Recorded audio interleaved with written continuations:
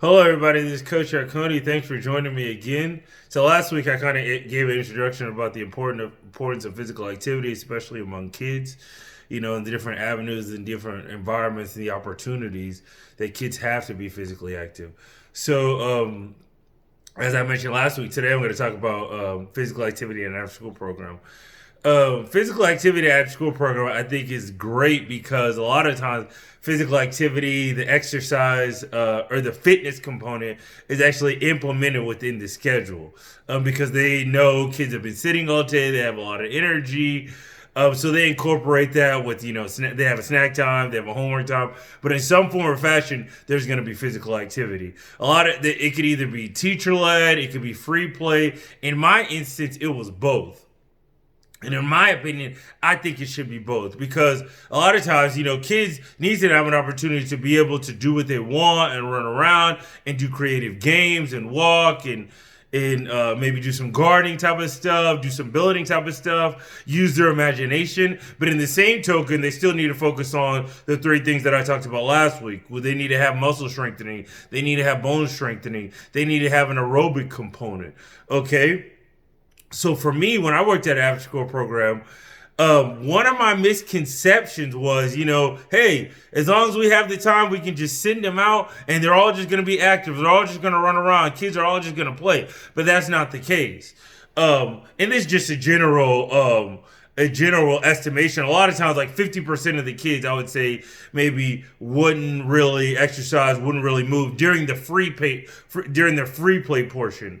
Okay, they wouldn't really move, they wouldn't really exercise as much.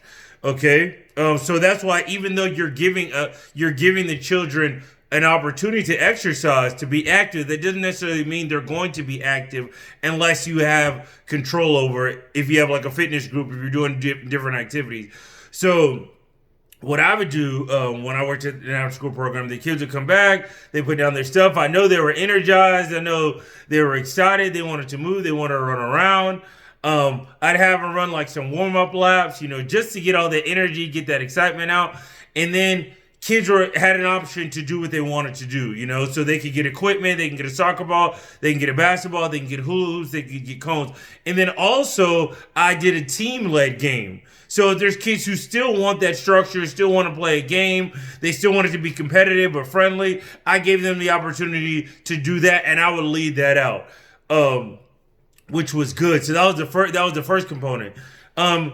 And I think after that time, even during the free play time, a lot of the kids were more active because now I was leading it out. It was a team-oriented game. They were in a group. They were able to compete against each other, and I was excited about it. And I think that's one of the number one things in terms of implementing physical activity and fitness with kids. It's important that the instructor isn't excited about it. It's important that the instructor loves what they're doing, likes to motivate the kids, likes to give them that positive reinforcement, likes to show them their growth and explain their growth to them to see, oh man, you've gotten faster. Oh man, you got better at catching. You've gotten better at throwing. Okay, because kids naturally, when they see that, oh yeah, hey, I'm getting better. Let me continue to do it. Let me continue to progress. Let me continue to get better. Boost up some of that self-esteem, that self-efficacy, which is the confidence to be able to do something.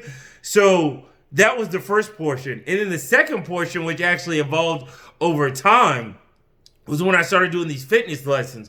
So what I did, I would adapt these fitness lessons like the football workouts that I had, but just without the heavy weights. So they weren't doing like heavy squats or like heavy bench or things like that. But you can still do push-ups. You can still do bench dips. You can still do lunges. You can still do squats. You can do all of these type of calisthenic things, okay, that works the muscles, that works the bones, and got them physically active, okay? And a lot of times, the physical activity that I did was vigorous, okay? So a lot of times, we want to have two different types of physical activity.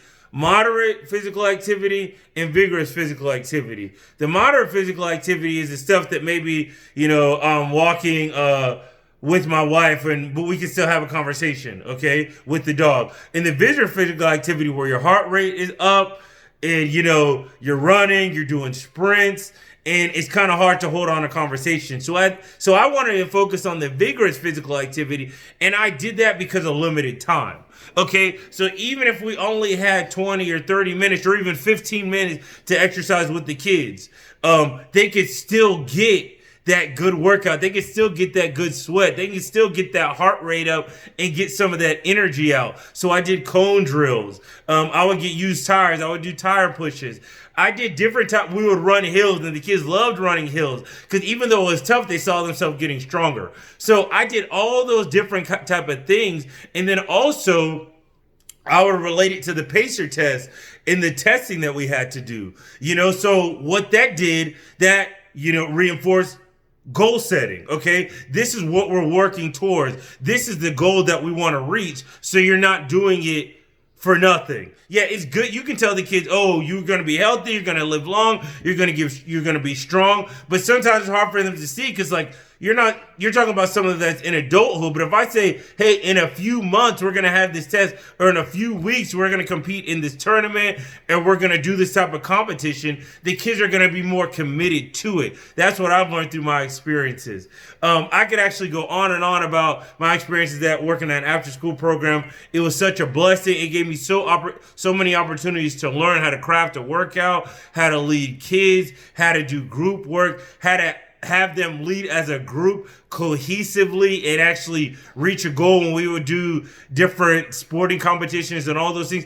And it taught me how to include everybody. Because I think what gets lost is that physical activity is about inclusion. It's about inclusion because the thing about it, you might send kids out during free play, but if only 50% do the free play on their own, they can do tag and do all those things that I mentioned before. What about the kids who are sitting out? What about the kids who aren't doing anything? What about the kids who feel left out? It's good to have something set up that's teacher-led so you can say, hey, Devin, hey, Javon, hey, Emily, hey, Myra, hey, Maria, come, I have this game. Let's join in. Let's have fun. Let's get a team together. And then that's going to increase the participation. Okay, so that was my after school experience. Another great experience I had was in the classroom, not as a PE teacher, but as a math teacher. Okay, so now I was teaching curriculum.